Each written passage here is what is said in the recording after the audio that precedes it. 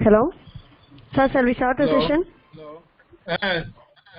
No problem. Okay, sir. Thank you, sir. Good afternoon to everyone. I am Mr. Sumarani, Assistant Professor in TNPSC College of Education and also a research scholar of Dr.N.Ramakrishnan, sir, Member Syndicate, Professor and Head, Department of Educational Technology, TNTU, Chennai. I am glad to be here with you all today.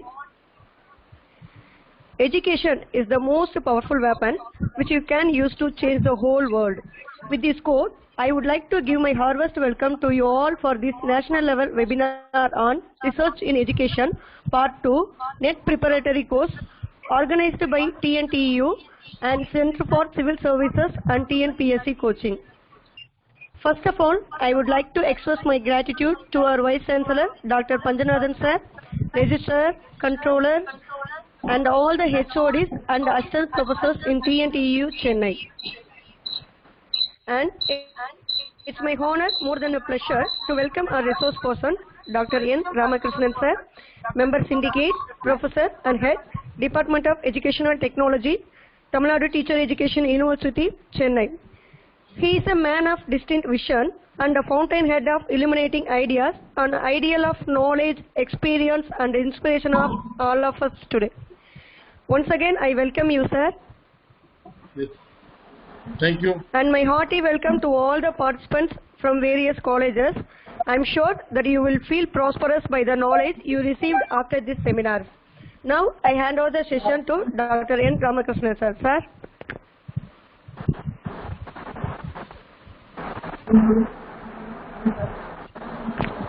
Sir? Yes. Yeah, sir.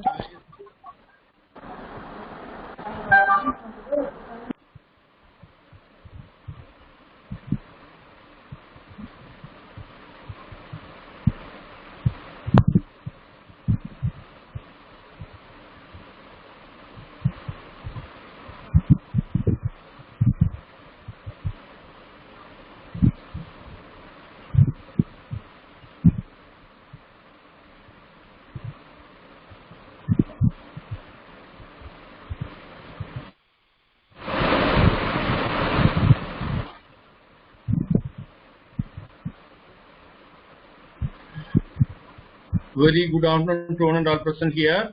Now let me open up my PPT. I am just to open it up. Now it is refreshing. Wait for a few more minutes.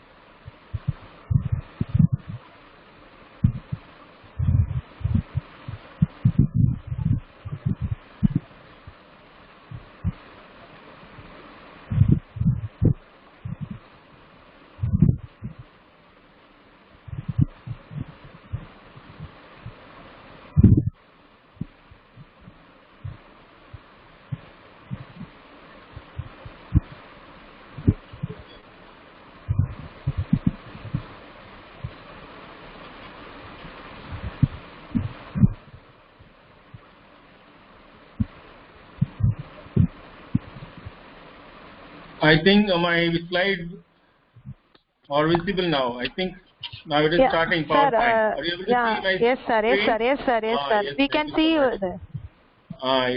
Yes. Now let me start.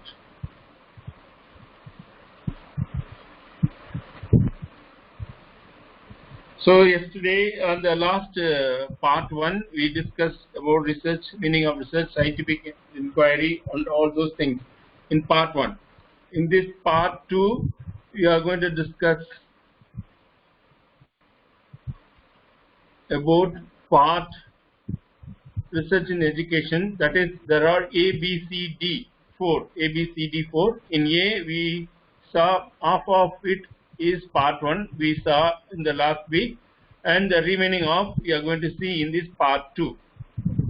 Now let us see what are there in the part 2. A. Aims of research as a scientific activity: problem solving, theory building and prediction. These are all known as aims of research as a scientific activity. Problem solving. Problem solving is a process in which the individual defines a problem, identifies possible solutions and evaluates the solutions to find the most effective solution for the problem. Problem solving is not only limited to academic disciplines but are also vital to the industrial setting. Here, the individual must define the problem and gain a broader understanding of it. Since the information is already available, it becomes much easier to find different solutions to the problem. Then he must evaluate each solution and decide the most effective solution for the problem. As you can observe, although both research and problem solving center around a problem, the processes in which they are completed are different from one another. What is the research? There is a difference between research and problem solving. Research refers to the process in which the researcher attempts to answer the research problem that he initially creates by gathering and analyzing the data. And research is conducted both in the natural as well as the social sciences. These are conducted with the intention of finding answers to the research problem. When conducting research, the first step is to identify a proper research problem. Based on this, the researcher develops research questions and objectives. Then he would conduct a literature review to understand more about the problem and identify how other researchers have conducted their research. Based on this knowledge, the researcher would create his methodology. This is research. Suppose you want to study about the causes of student dropout in a school, that the researcher, what you will do normally, you will find a lot of literature related to your present topic. I think there may be a lot of studies on school dropouts. There are number of studies have been made on school dropouts.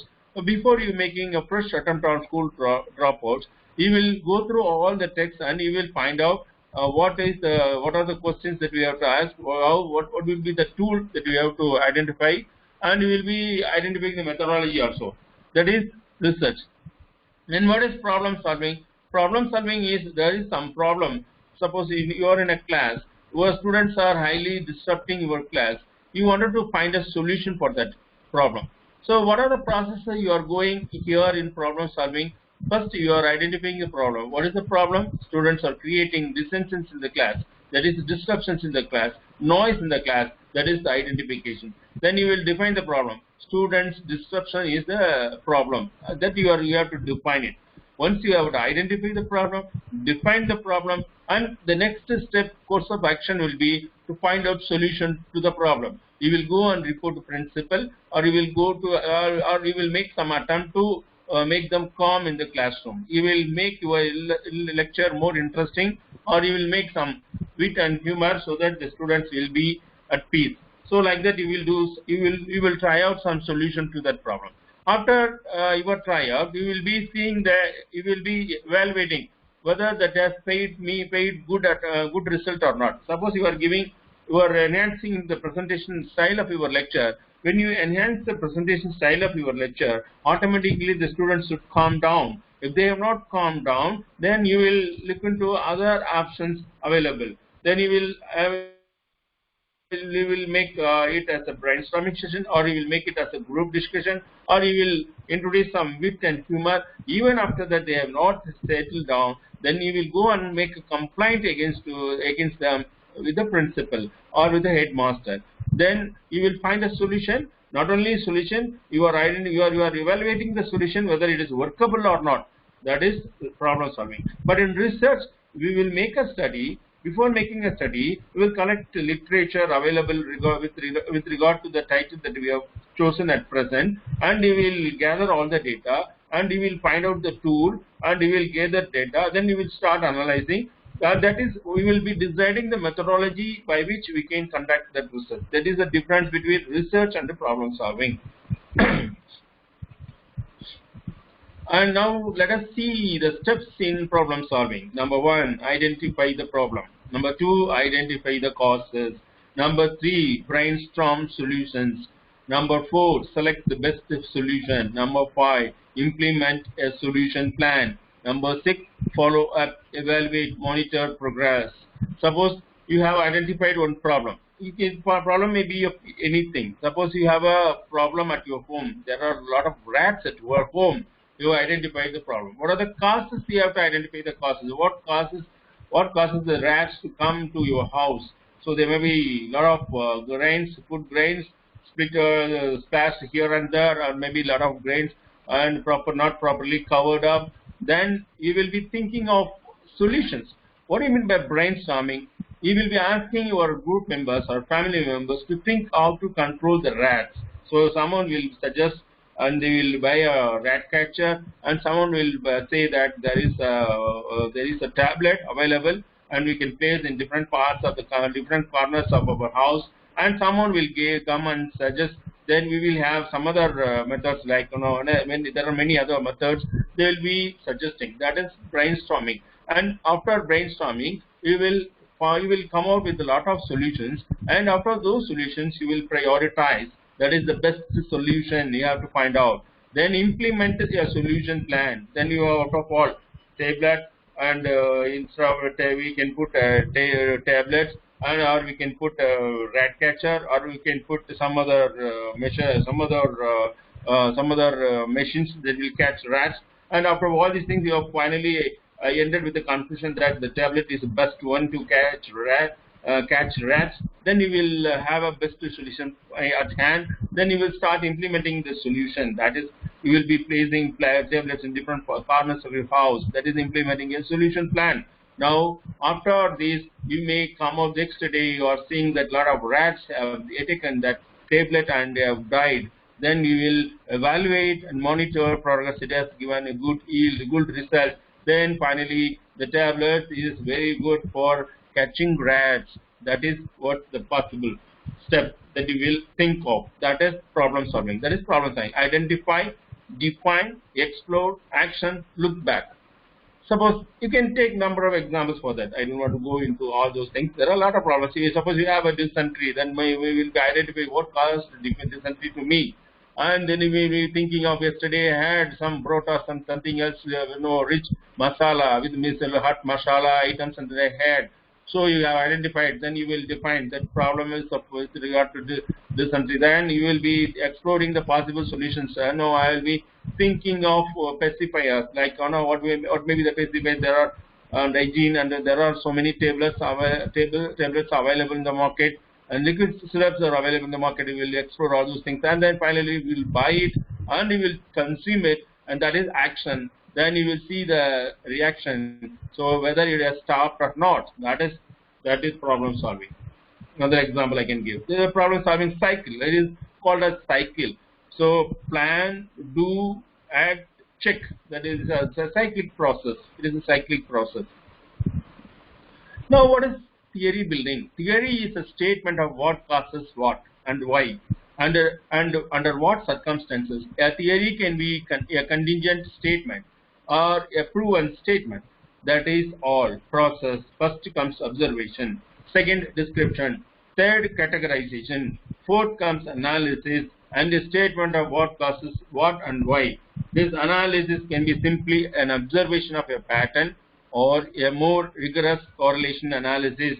but that's not the end of the process. The causal statement needs to be tested by predictions whose validity is tested with further observations and confirmation or denial of the statement. If the statement is denied, we need to decide if it is an anomaly that expands the theory or whether it contradicts the theory, making it less useful. For this theory building, that I would like to give some example. Suppose you have found out the reasons for rain. What causes rain? That you are observing that it's a cyclone storm or something. It comes, or the water vapor evaporated and it is absorbed by sky, and it is made of clouds, and we get rain. And if you have the first step is observation, second is description, third categorization. When you are categorizing it, you will be having a lot of anomalies. For that, I will give another example that for you to understand. Theory building. Suppose the anomaly allows a new categorization to take shape. Getting the categories right is the key to the usefulness of the theory. The discovery of anomalies. Anomalies means, what do you mean by anomalies? Anomalies is something different. Something different occurs, not planned one. Something different occurs. That is anomaly. So it's not normal thing. The anomalies can thus make a theory stronger. And we have to put these anomalies into our research. That is known as falsification. If we have to put all these anomalies and we have to check whether it really affects or change or not. Suppose what causes parents lethargy in children's education? We can have this study. What causes parents lethargic attitude in children's studies? This you can take as a research. Then you are observing, you are describing, and you will be finding a solution. The first step, you are observing why parents are not bothered about children's education. Maybe you are describing their phenomenon, and you are categorizing the people into different categories. There are three types of people: low income group, average income group, high income group. You can categorize like this. In that also you can have some anomalies. That is what I mean by anomaly. You will be stating the statement that parents do not care about children's studies. Low income group parents do not care about children's education. Average income parents do not care about children's studies. Higher income group parents do not care about children's education. Like that, we are putting a lot of hypotheses.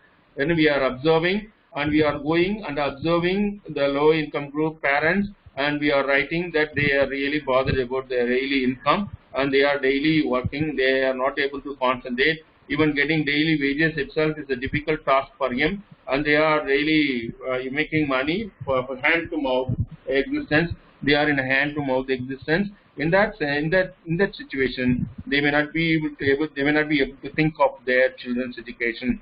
That you are writing, and that you have gone and you have interviewed some of the parents, and they have stated that we are daily morning we are going for a work, evening only we are returning, and we are getting this hard-earned money of only 300 rupees or 400 rupees per day.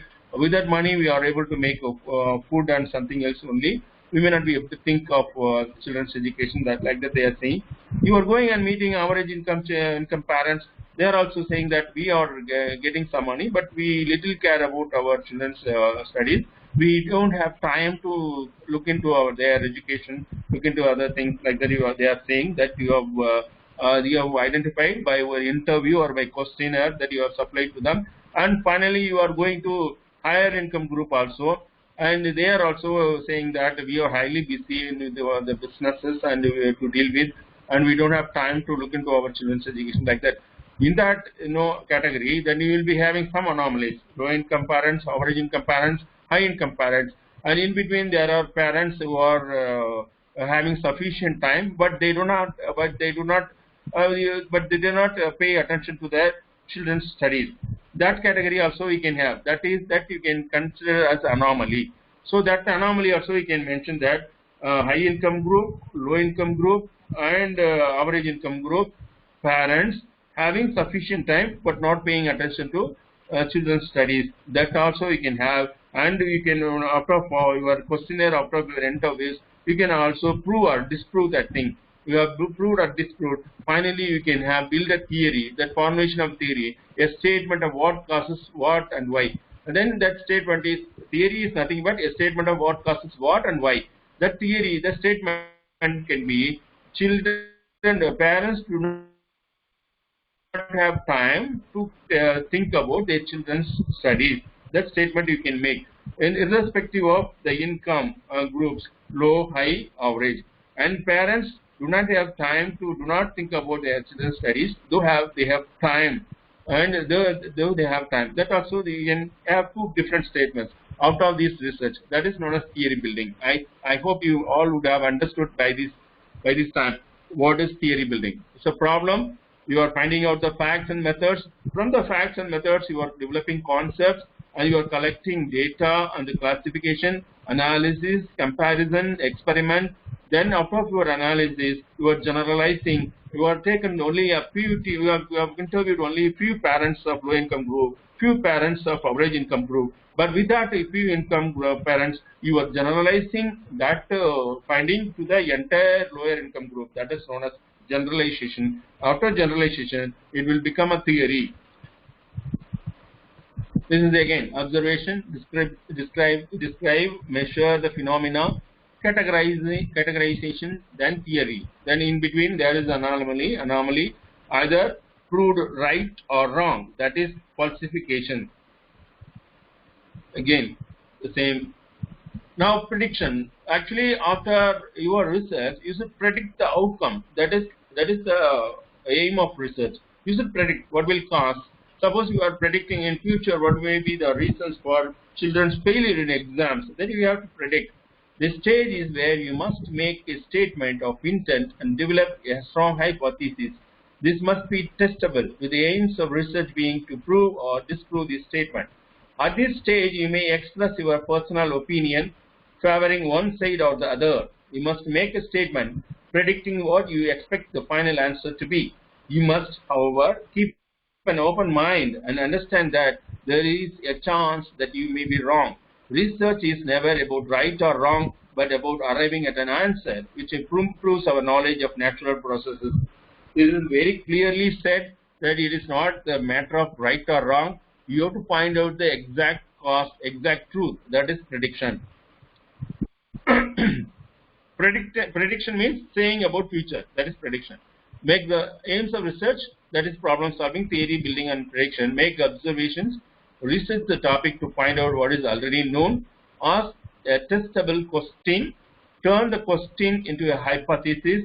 Make predictions. Conduct an experiment to test the predictions. Analyze the results to arrive at a conclusion. Then observation, hypothesis, a proposed explanation, a temporary solution, a tentative solution. That is proposed explanation. Prediction would happen if hypothesis is correct. Test to see if the prediction actually happens. Falsification, that is falsify if the prediction does not come true.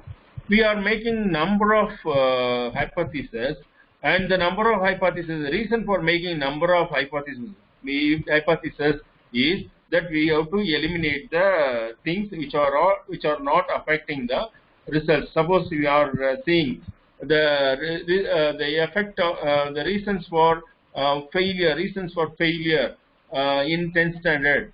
The reason for failure of students in 10th standard. This is your study.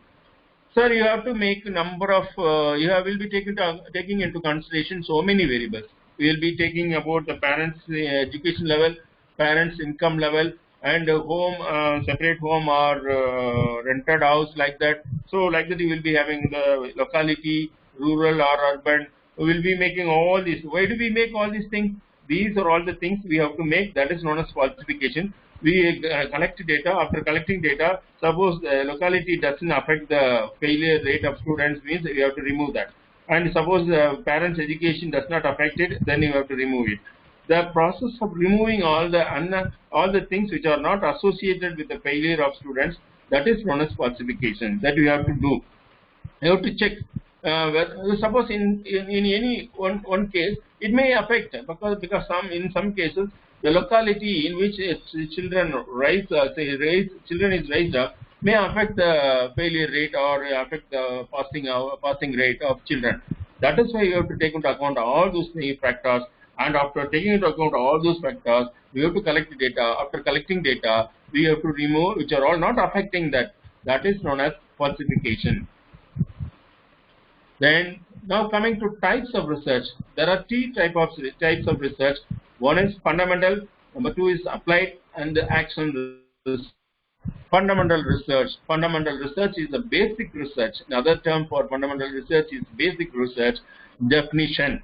Fundamental research means basic and applied research in science and engineering, the results of which ordinarily are published and shared broadly within the scientific community, as distinguished from proprietary research and from industrial development, design, production, and product utilization, the results of which ordinarily are restricted for proprietary or national security reasons.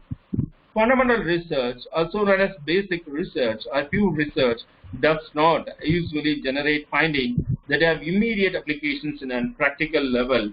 Fundamental research is driven by curiosity and the desire to expand knowledge in specific research area. This type of research makes a specific contribution to the academic body of knowledge in the research area. Fundamental research. Fundamental studies tend to make generalizations about the phenomenon, and the philosophy of this type of studies can be explained as gathering knowledge for the sake of knowledge. Fundamental researchers mainly aim to answer the questions of why, what, or how, and they tend to contribute the pool of fundamental knowledge in the research area. Opposite to fundamental research is applied research that aims to solve specific problems. Thus, findings of applied research do have immediate practical implications. Opposite to fundamental research is applied research. Fundamental research is basic concepts. Suppose theory, Piaget's theories and Kohler, and all those things are fundamental research, not applied research. See, this is an example of basic research. Operant conditioning principle of B.F. Skinner is a basic research. He has found out a new theory, and there is known as fundamental, basic. He has brought out a new idea, new basic thing, that is basic research. Then basic versus applied research. What is the difference between basic, otherwise known as fundamental, versus applied research? Basic research is to expand knowledge. We have seen operant conditioning, classical conditioning, and each and every one is expanding knowledge in the psychology. That is operant conditioning, classical conditioning, and then we have Gestalt psychology. That is expand knowledge, universal principles, value to society, purely academic purpose. There is no flexible, it is flexible time scales. I would like to say one thing, and even if John Piaget, when he developed these cognitive development stages, he observed his two daughters for developing the cognitive stages. It is not, in a particular period he has not completed. Till the children grow up to the age of 14, he observed and he brought out that theory. That is known as basic research. That is fundamental. There is a flexible time scale, unlimited time. But in applied research, we have to find solution to the problem, deals with particular problem, limited to problem only, academic and practical. It is immediately we have to see the results, find out the solution, and it is tight time scale we have to follow. Tight time scale we have to follow. Then types of research. In applied research aims at finding a solution for an immediate problem facing a society or an industrial business organization, whereas fundamental research is mainly concerned with the generalizations and with the formulation of a theory. As I have already told you, and I have given an example of operant conditioning by B.F. Skinner, and it is formulation of a theory. For a formulation of a theory, we use fundamental research, but applied research, we want to find out solution for the immediate cause of our problem. So students are not coming to B.Ed course. It may be a problem. You have to find out a solution. Why students are not coming to B.Ed? Because there are no vacancies available in government schools. Because in recent days, there is no advertisement from TRB for teaching posts. There are no vacancies available through employment exchanges, and teachers' jobs are overflooded with teachers. There are no surplus teachers are there. There is no So they will be finding out a lot of solutions. Then you will be making a new statement, and that is known as applied research. Applied research is considered to be non-systematic inquiry, and it is usually launched by a company, agency, or an individual in order to address a specific problem. Now let us see parameters of basic research and applied research. Type of knowledge produced, it is a scientific discovery in basic research, but in applied research it is a technological application technology. You can find out the effectiveness of these webinars in making children acquiring knowledge about research in education. That also you can take up as a study. That is applied research. Motivation, it is intellectual curiosity, basic research, but in applied research it aims only at solving problems. Key questions in this basic research, it is the question, is it true? We will be asking, is it true? And in applied research, does it work? Does it work or not? That is we are seeing. But in basic research, the objective is to understand. But here in applied research, to come up with a solution. I want a solution. I don't have water in my tape. What is the solution for it? How will you fill up water in my tank? That is the solution, immediate solution I need. That is applied research. Then basic research, it is theoretical, knowledge expansion. Applied research, it is practical for betterment of humans. I don't feel comfort sitting at home. What can I do? How can I improve the basic comfort in my home, that I may think of it and I may buy some AC or some cushion sofa or something like that. That is, we will be looking for active solutions, practicable solutions in the class. That is what. So the classroom is not boring. It's not interesting. What can I do so that the classroom may be very interesting to students? I may introduce some visuals. I may introduce some video clippings, or I may show some flashcards so that I can make the classroom very attentive, very interesting. These are all known as applied research. Examples of applied research. The following are examples for applied research. You can notice that each of these studies aim to resolve a specific and an immediate problem. A study into the ways of improving the levels of customer retention for Walmart in China. An investigation into the ways of improving employee motivation in Marriott Hotel, ID Park. Development of strategies to introduce change in Starbucks global supply chain management with a view on cost reduction. A study into the ways of fostering creative deviance amongst employees without compromising respect for authority. I can give one more example.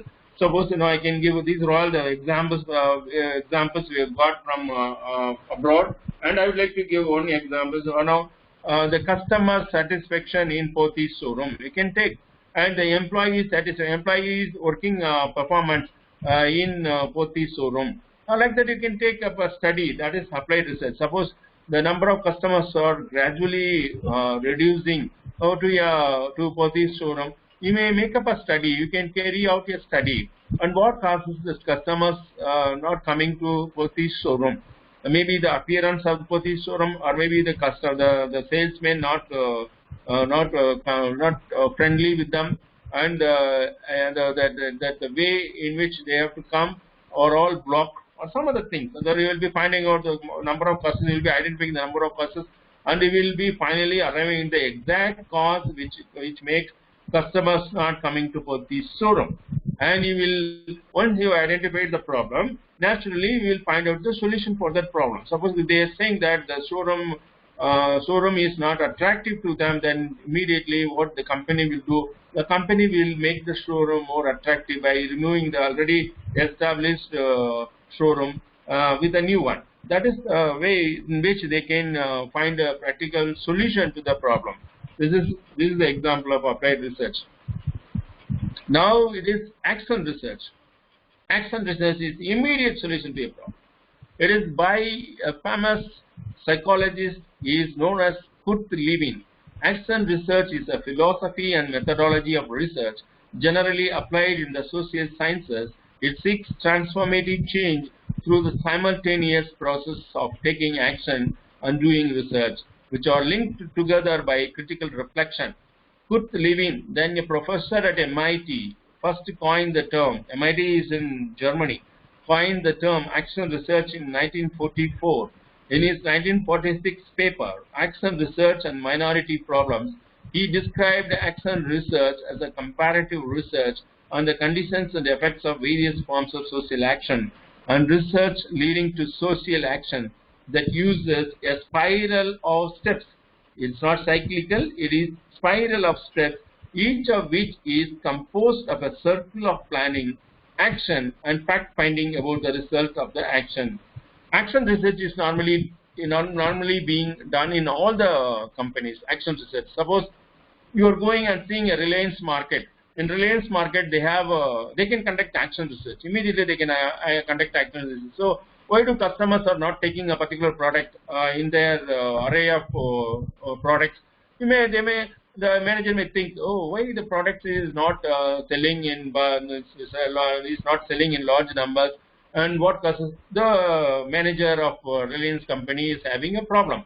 Then he has to reflect on the problem. What causes the buyers not to take that particular product from the array, and you can reflect. Then you can plan. So the product that I have displayed maybe in the last corner may not be visible to the customers. You may come out with a number of reasons why the customers are not taking up that particular product alone, because it has less number of sales. You may reflect, you may plan, and you may change the position of the product to the front side of the array, and you may find in 2 or 3 occasions if that products are now increased, has seen increased sale, then he will that action is immediate. He has got a solution. Again, he will observe. Suppose even after that it has not paid a good result, or by selling number of products, then he will again reflect on it, and again he will plan. Again he will act. Likewise, in your classroom also, suppose a student is not coming to your class. Then I would like to say a very common example. Reflect, students are not paying attention to your class, and there is the problem that you are facing. Then by action research you can improve your classroom. So you will find out the reason why the students are not coming to my class. They are always they are saving some excuses to avoid my class. Then you may think, I am teaching only the basic concept, not having any bit or humor, or I don't give any practical examples.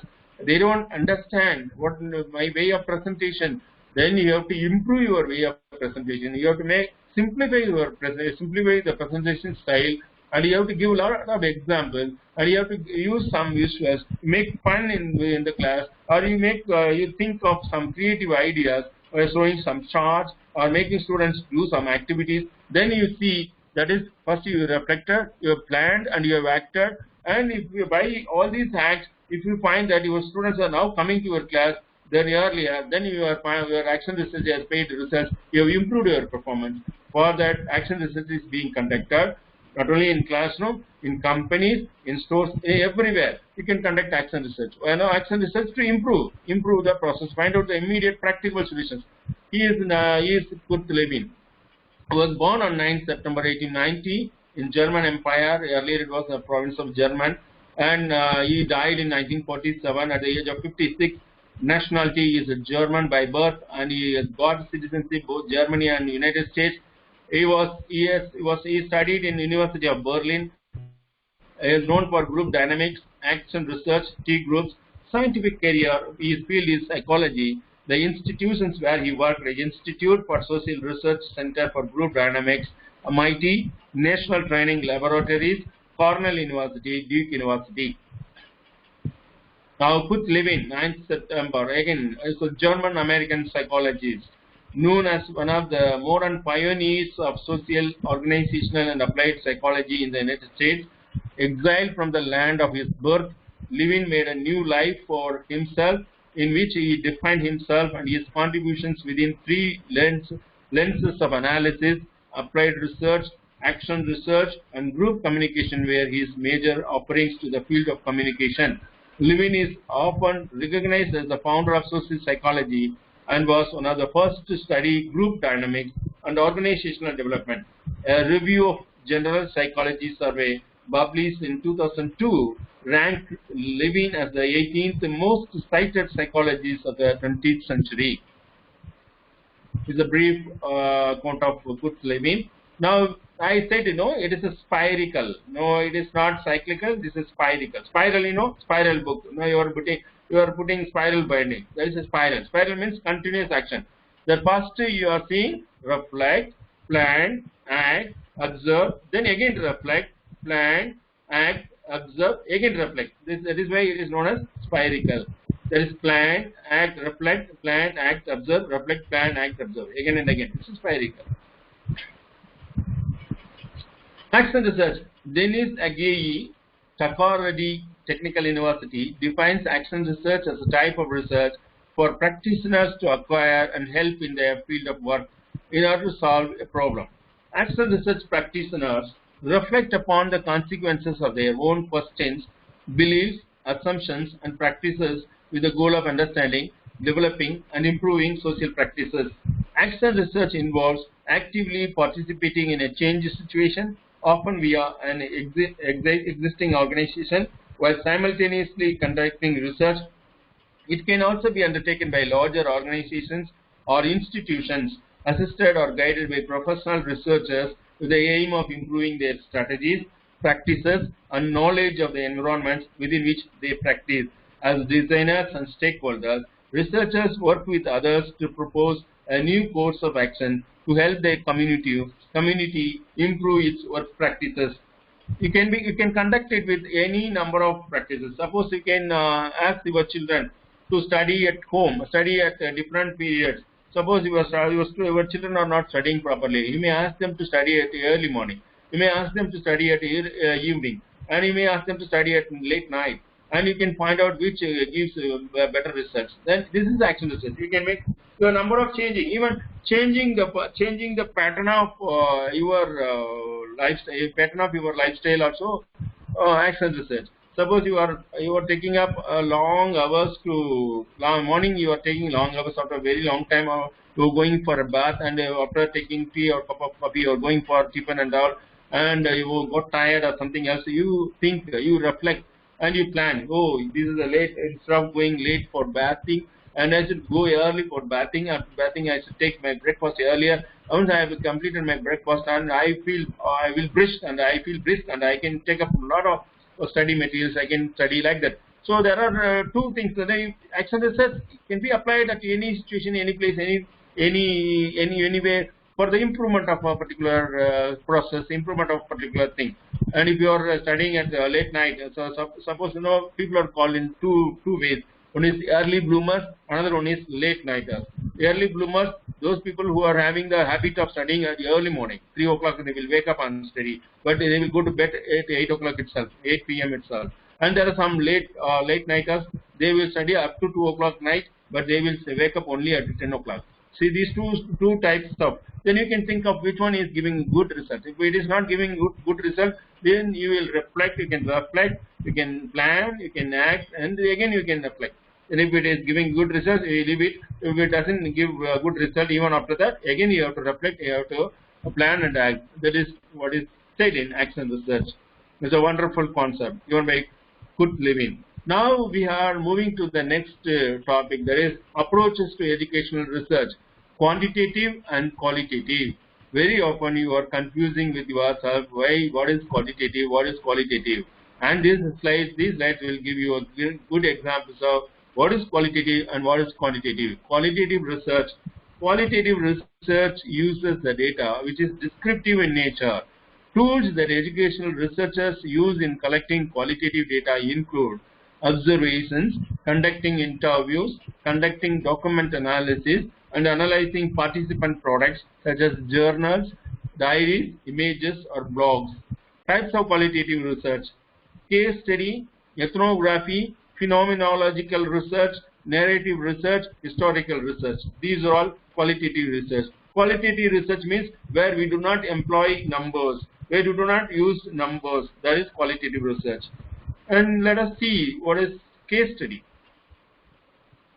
Case study is nothing but case study focuses on a single individual or a small group of people, or occasionally a single event.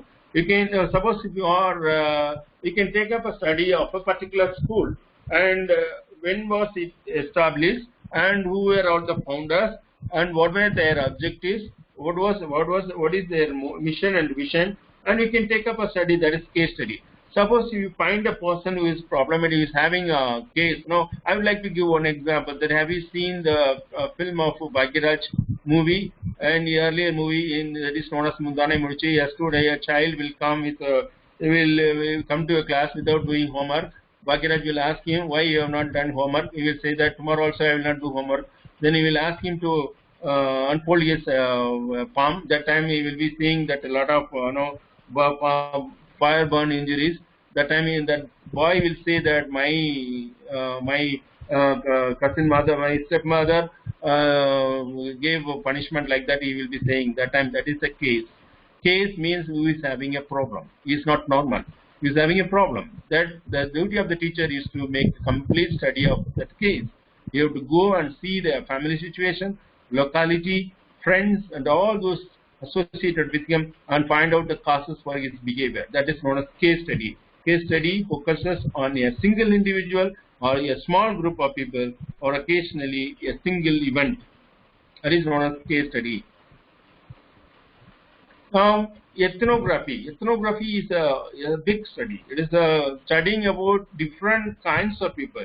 That Mongoloids, Negroes, and we are all all these different different culture people, and their style, lifestyle, all these things. If you make a study on them, that is known as ethnography. Then phenomenology. Phenomenology is proposed as a way of understanding the meaning of phenomena. Phenomena, as they really are, and phenomenological research is a process of gaining understanding. Everyone has a phenomena. Phenomena means it's a personal living experience. I have a phenomena.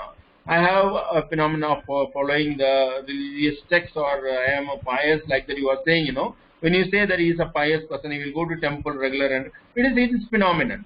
And if you are going to make a study on that, that is known as phenomenological research. It focuses on the human phenomena as known through the meanings ascribed by individuals, that is lived experience.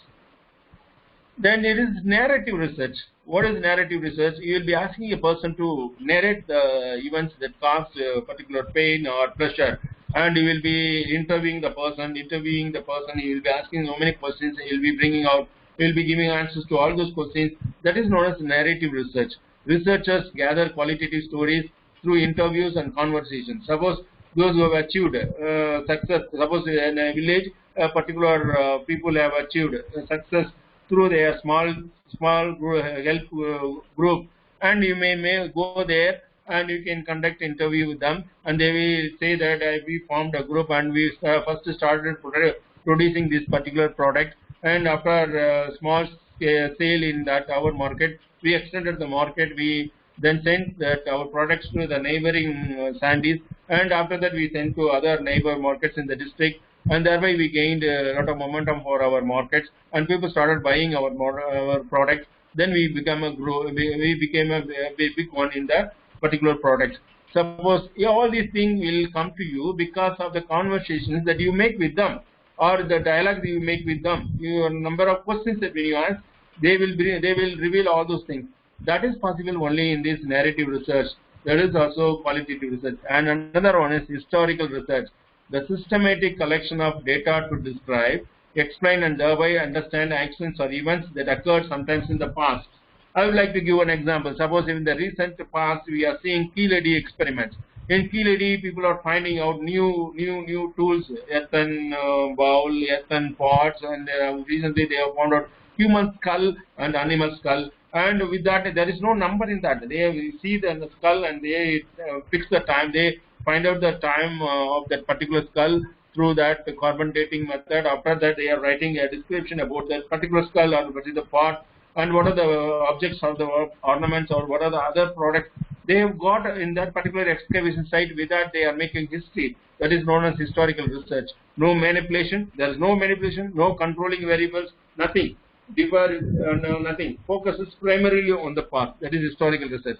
So these are all qualitative research. Now let us see quantitative research.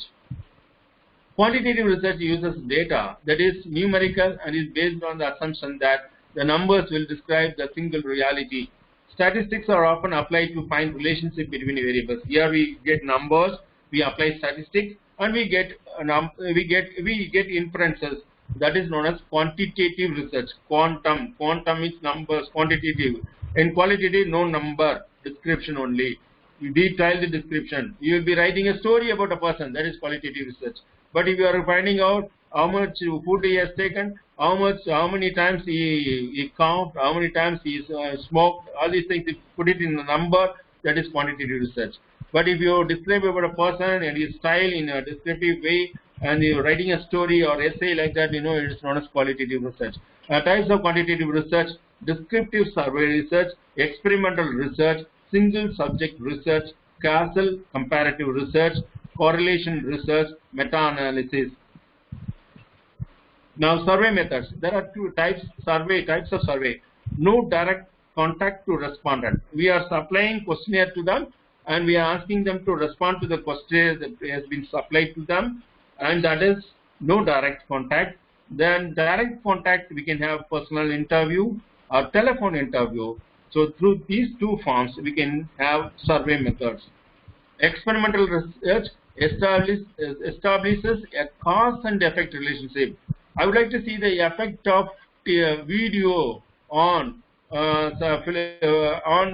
science achievement. That is, I have introduced a new cause, that is video. I would like to see the effect of video on the performance of the students. That is why it is known as cause and the effect relationship. Allows generalizations to a similar population. It is not, you cannot make a large generalizations. It is applicable to only to the people to whom you have studied. Suppose for 9th standard students, you have introduced video clippings as a tool to make them understand the science concepts better. And you can take up an experimental study. After experimental study, your finding says that the video clippings do affect changes in the learning style of students in science. Suppose you have found out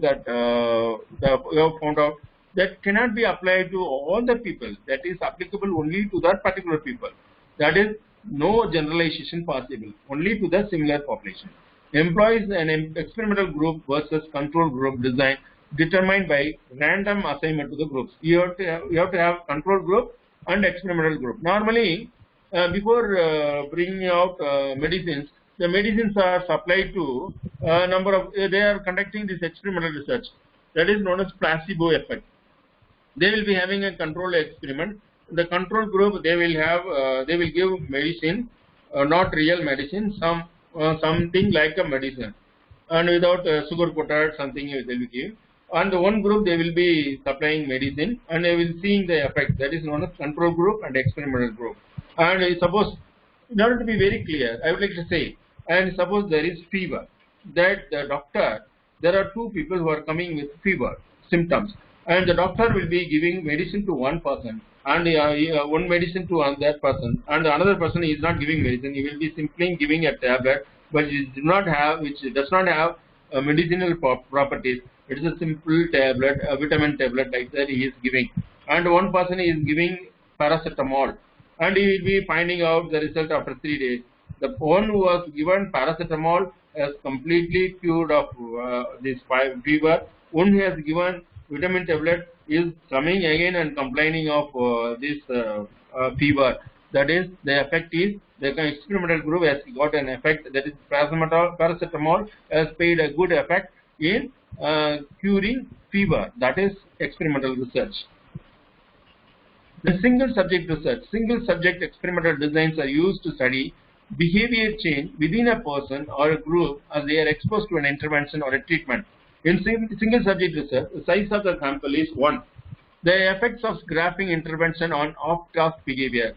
The effects of a cessation program on smoking. Suppose if one has thought of stopping smoking.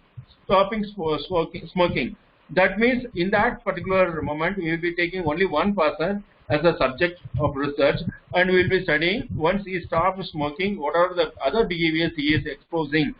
Or does he able to control his behavior, or does he not? Does not he be able to control his behavior? All these things we will be seeing. That is single subject research. We will be monitoring that person. whether he is able to control his behavior or not, or is tempted towards smoking again, or when temptation with regard to the smoking comes, what are the other coping behaviors is exposing to control that smoking. All these things is a single subject research. Now it is causal comparative research.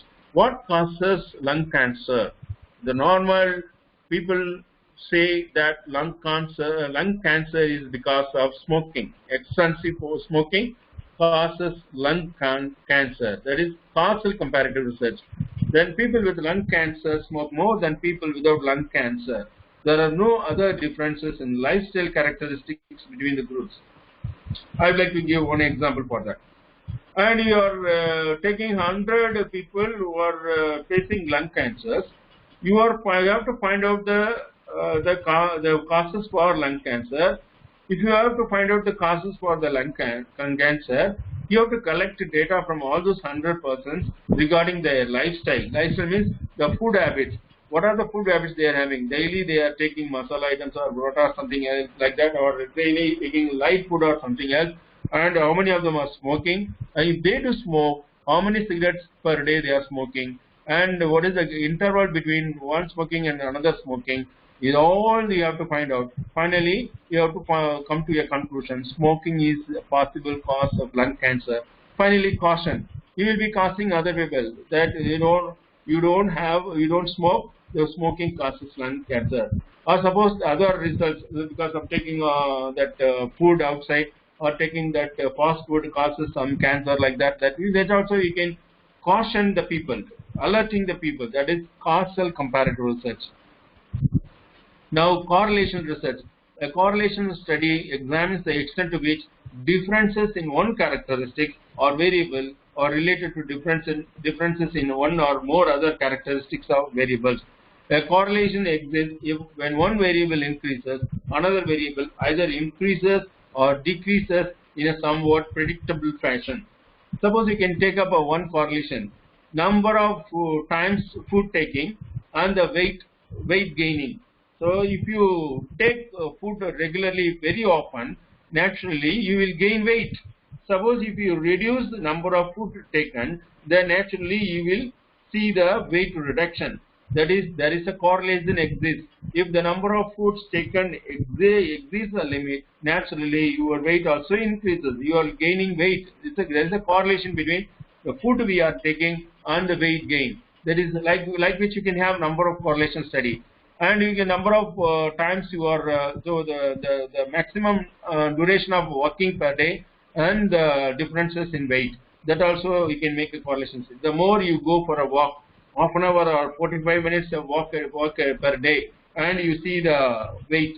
And after 1 month you are checking your weight. Now you have reduced the number of hours of walking to 20 minutes only. Then now you are seeing the weight reduction in that particular man. That is also correlation study. You can see the correlation. Correlation means when increase in one variable automatically should decrease other variable or increase other variable. If suppose the number of hours spent in TV watching, we will be having less marks. Number of hours spent in studies, we will be having more marks. So these are all correlated. Like that you can do. That is correlation research. Then meta-analysis. Meta-analysis is a quantitative approach for systematically combining results of previous research to arrive at conclusions about the body of research. Meta-analysis. You have to quantitative numbers. It's a systematic, methodical, combining, putting together previous research, what's already done, conclusions, new knowledge. A study collects data from individual subjects, such as 100 subjects, 100 data points. A meta-analysis collects data from individual studies, such as 100 studies, 100 data points.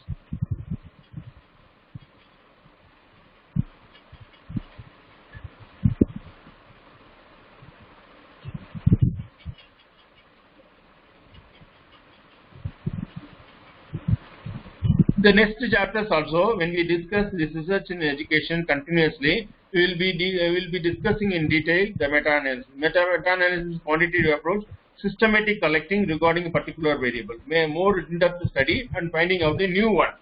Suppose you are seeing the effect of particular, for example, you can see the effect of one food habits. You can take the effect of food habits.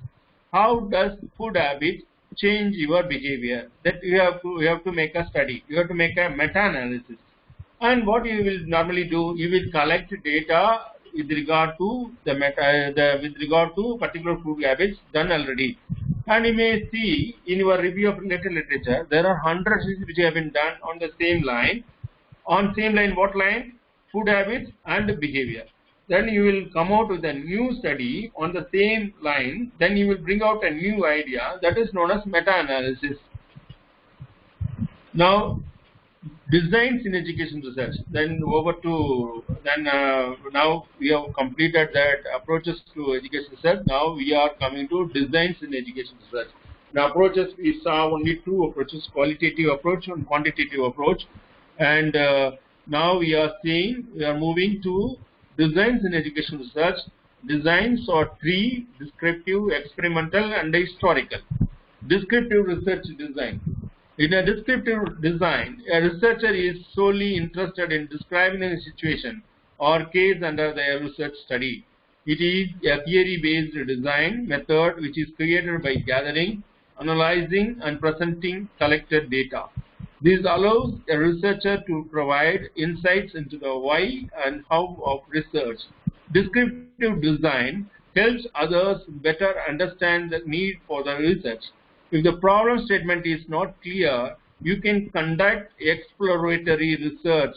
This is descriptive research design. You have to collect data and you have to analyze the data and you have to bring out the results. That is descriptive research design.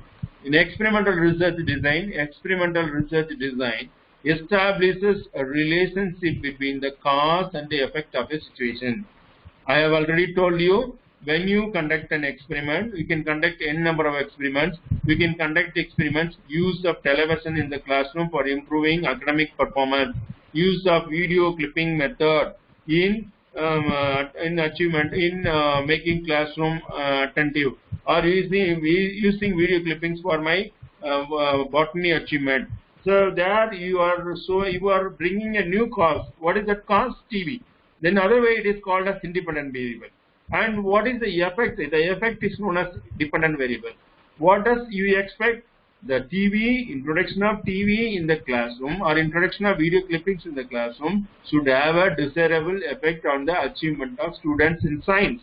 That is, achievement in science is your dependent variable. Achievement in science is that what you expect.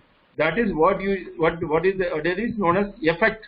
Effect, what is the cause? Introduction of video clippings is the cause. That is why it is known as cause and the effect of a situation. It is a causal design where one observes the impact caused by the independent variable on the dependent variable. Again, don't confuse. Independent variable means the one we introduce, then the regular one.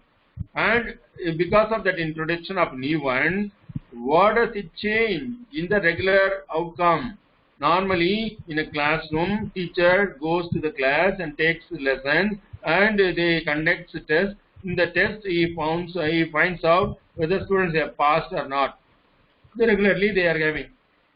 But instead of a teacher, you are introducing a video clipping or new method, and that is known as independent variable.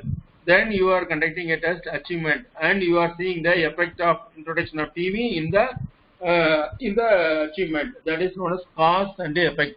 Then another one beautiful example I would like to give. Suppose normally your mummy is cooking at home and he is making some payasam or something else.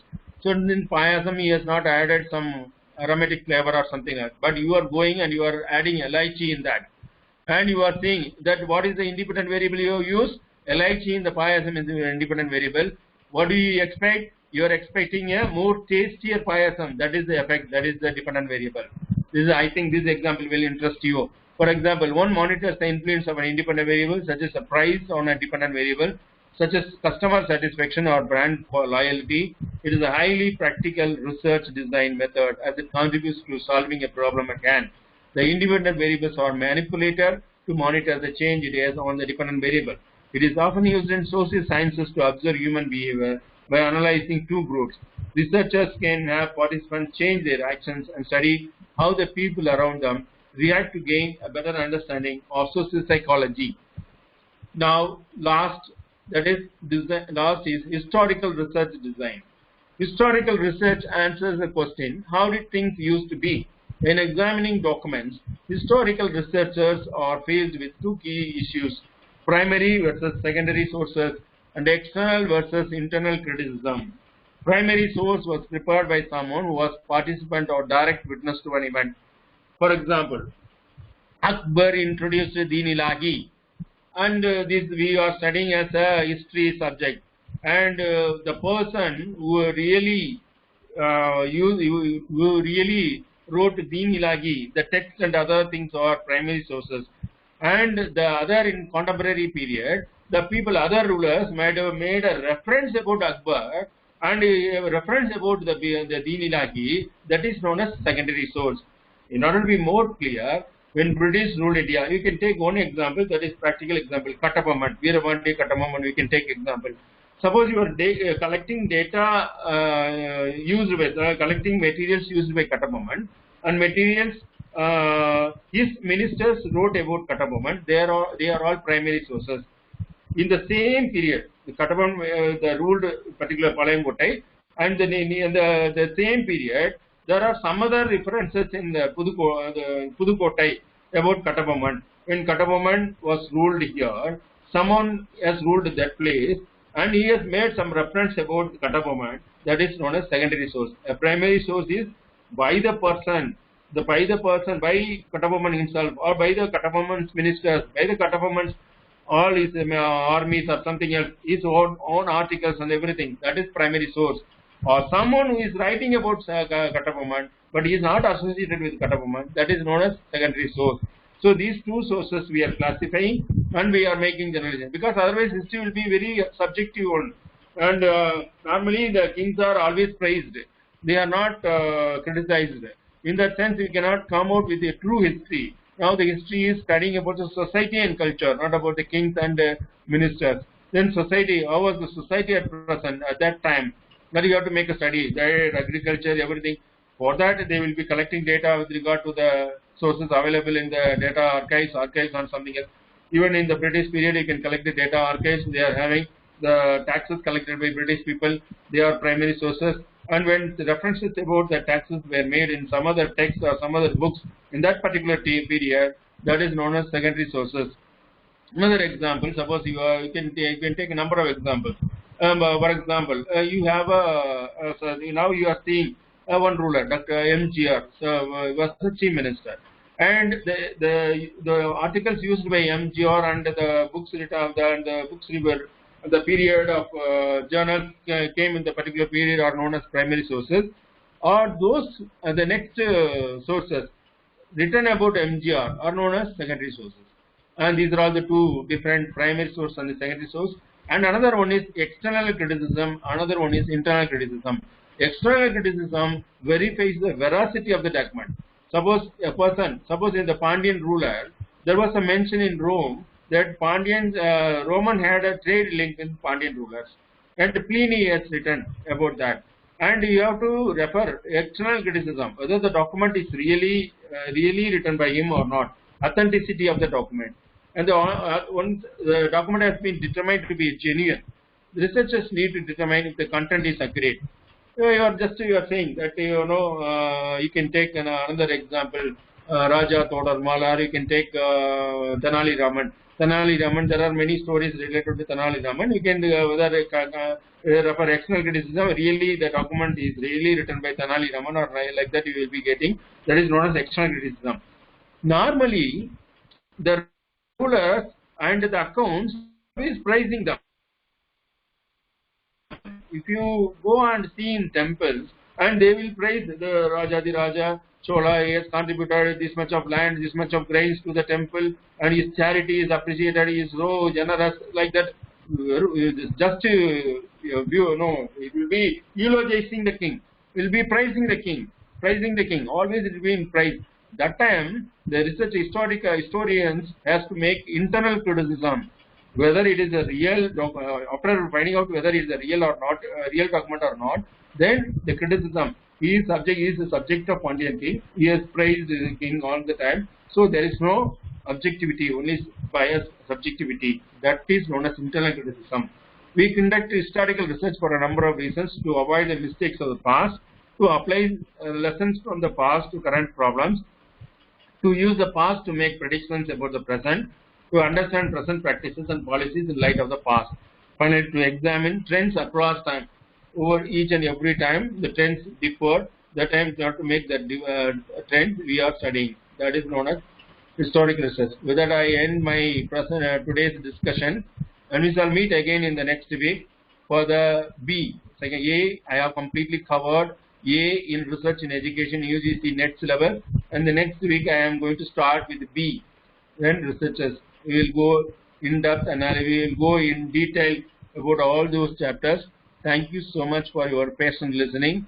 I hope I have satisfied your basic need of understanding all these researches, and if not, and you give me feedback, I will correct myself. Thank you so much for your patient listening. You can ask questions now. This session is open for discussion. Sutrani? Participants, if you have any questions, please put on your chat box.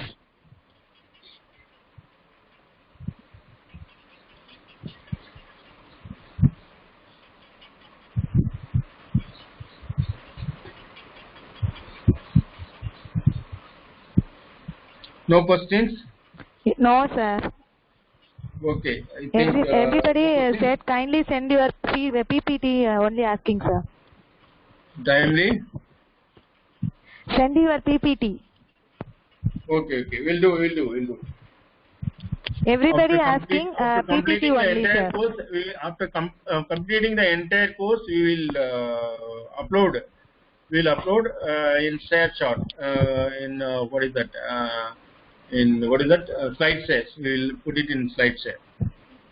Yeah, okay, sir. Sir, Bhuvana B asking, can we do historical research related to education field? Yes, you can conduct research, historical research, and have come across a study education in Chola period, education in Pandya period, but it takes a lot of time, and your guide should have patience, and your guide should also be interested in that. All these things are there. Historical research, you can take up historical research, study of Katapamman, educational charities by Katapamman, educational charities by Bhaskar Sesburi, or educational charities by Mysore Maharaja. All these things you can take up a study, no problem. You can find out, you can conduct research, nothing wrong in it. Thank you, sir. And next, Anushya RB said, sir, can you differentiate the types of research in one word? Types of research, and I have studied, type of research: descriptive, experimental, and historical research. One word, that is one word.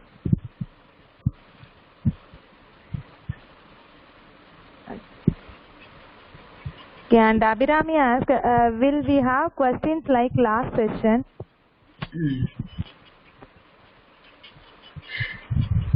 What? Questions? Will we have questions like last session? Yes, you have questions, definitely. The course means it will not go without test. It is a course, net preparatory course. Definitely, the ultimate benefit is to get through the questions. Questions definitely you use it to write a test. You can, if you have finished, Mitrani, you can share the link to here in the chat box. Yes, sir. Yes, Google sir. Form, Yes, sir. Google Form, you can share here in the chat box, sir. Yeah, so we send through the mail ID, sir. You can apply, you can attempt the test. Next, Sandhi asking, when we do research in special education, say, do single subject. You can do single subject research in special education, and what causes a particular, I have heard special education, a special child, even in some of the TV interviews that I've seen, when they are bringing to a special education center or that hospital, sometimes the mother herself found out new techniques of talking with the special child. That and all we have studied. That is reflecting within a person. That is possible. That is single subject research you can do with a special child. That is possible. Okay, you can do. Arumugakani said, what is the difference between ex post facto research and applied research? Ex post facto research is old studies, relics, old facts and relics, like historical research, ex post facto, relics. Suppose in Keeladi we are finding out a lot of excavation, through excavation we find out a lot of objects, and all these things are ex post facto. Already finished some the old relics or something else, old artifacts and all these things we are studying. That is ex post facto. Then applied research is finding immediate solution to a problem. That applied research you can you can find out description, descriptive survey, you can make experimental, and you can do all these things. That is applied research. Prakash asked, can you explain conceptual research? There is question already asked. Conceptual research is the basic research, basic change in the concept, basic change in the ideology, basic change. There are normally operant conditioning principle, classical conditioning principle. All these things are conceptual, and concept or the basic concept, basic ideas in which we are making the research. That is known as conceptual. But conceptual clarity. But actually, what do we have? I think you have confused yourself about this conceptual. In a thesis, normally people are writing conceptual background. That is, you have conceived, that you have identified as research. It is not research. Conceptual background. You are making a study. Suppose I am studying on school dropouts. Then conceptual background will be normally those who have studied or those researchers or books related to school dropouts written by so many people. That is known as conceptual background. Thank you, sir. And Abhirami asked, why we are saying research methodology in social science? Research methodology? In social science. Why we are saying research methodology in social science? I don't get the question. Research methodology நம்ம ஏன் social science னு சொல்றோம் அப்படினு சொல்லி கேக்குறாங்க sir. Research methodology in social research methodology is common. It is common to all the subjects. It is not only to social sciences. Research methodology common to all. But with regard to social sciences, there are differences. If you go and study MPhil history or PhD history, there they will study historiography. And if you go and study in medical sciences, they mostly employ experimental research. They don't go for survey study. But in social sciences, we employ all these things: survey research, experimental research, historical research. All these three designs we are using, and approaches also we are approaching. We are having qualitative approach, quantitative approach. Now the latest trend is mixed approach. That is both qualitative and quantitative we are employing. These are all approaches, designs, and types of research. Also we are having applied research, fundamental research, action research. These are all the types of research we are having. Action research to immediately find a solution to the problem. It need not go for a detailed analysis. It need not go for a detailed data collection. Just reflect and change. You are going by bike and you are not satisfied, and then you are not happy with the driving, and immediately you are finding what causes the driving not pleasurable. Then you may find that the seat is not having cushion. Immediately you are changing the seat by putting a lot of cushion in it. That is the action research. But in applied research, then you will be digitally analyzing all the then finding out the solution. That is applied research. Basic research it is with regard to the basic ideas or basic elements or expanding knowledge. That is, for that only we are doing the fundamental or basic research. Yeah, thank you, sir. Okay, Umarani ma'am. Hello. Yeah, ma'am, I'm here. Umarani ma'am. Yeah, ma'am. Who's going to give a word of Utrani, ma'am. Yeah, okay. Sorry, Okay, ma'am. Yeah, you can proceed, ma'am. Okay, ma'am. Thank you, sir. Thank you for your wonderful informative session. Now I request Ms. Jamuna Rani, SM Professor, to deliver a vote of thanks.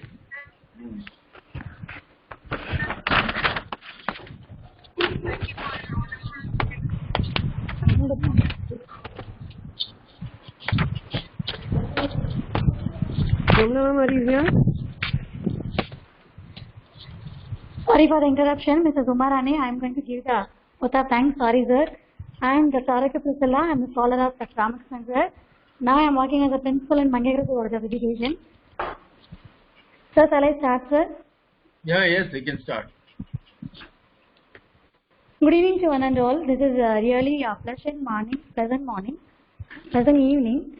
Sir, this is very crystal clear in the research concept, sir. Really, we are enjoyed. At the same time, we are gathered so many points from your words, making a very clear-cut idea about the aims of research as a scientific activity, types of research, approaches to educational research, and design in educational research. Really, it is very wonderful one. We are so proud of you and blessed by you, sir, because you are a problem solver. You started this topic in problem solving. So really, you are a problem solver, a man of knowledge, man of genuineness, and a dynamic personality. Really, as a scholar, we are all very blessed because many persons in this education field or in any other field, they receive so many things, but they are not giving. But your is dynamic. Your is unique in nature, sir. Really, we are very proud of you, sir. The participants really are very, you are very blessed to receive such a kind of net preparatory course in this kind of sessions. Really, it's very helpful for us in this national level webinar on research in education part 2, combined with this Center for Civil Services and TNPSC Coaching Center of TNTU. First, I have to thank our VC sir, Controller of Examination, and our Registrar sir, and our dynamic coordinator, Dr.N.Ramakrishnan, member Syndicate, our PhD scholar, guide. So really, it's very amazing timing. While I am mentioning the word calm down, it is very challenging in our teaching learning classrooms. But while the teaching skill is improved, automatically we can control the particular part. That we learn from you, sir. At the same time, we are very passionate personality in the, especially in the education field, especially in research. We have mentioned a spiral of steps is not a cycle of steps. Yes, really, you have given a clear explanation. What is the difference between the spiral of steps and a cycle of steps? Saying a simple example to reach the particular known to unknown. For example, like Potti's example and reduction of weight for a correlation studies and many things. How to we are engaging and everything.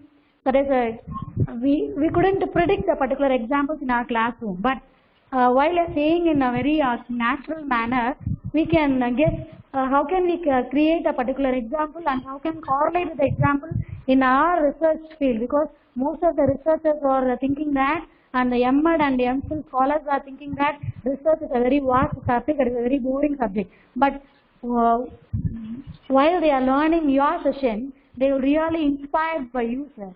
It is very useful for us also as a research scholar. Really, I am so proud of you, sir. Thank you for this wonderful opportunity to give this informative session.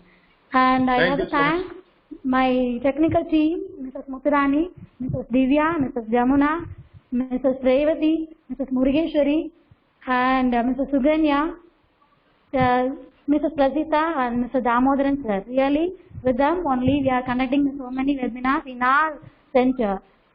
Please, participants, you can give the numbers and enroll your participations. Then only you can gain more and more informative sessions like our Dr.N.Ramakrishnan session. Thank you, one and all. Thank you so much, sir. Thank you so much. I would like to thank Priscilla, Prasida, Murugeshwari, Muthurani, Umarani, Divya, Jamuna Rani, Revati, Suganya, and our Damodaran, our beloved Damodaran.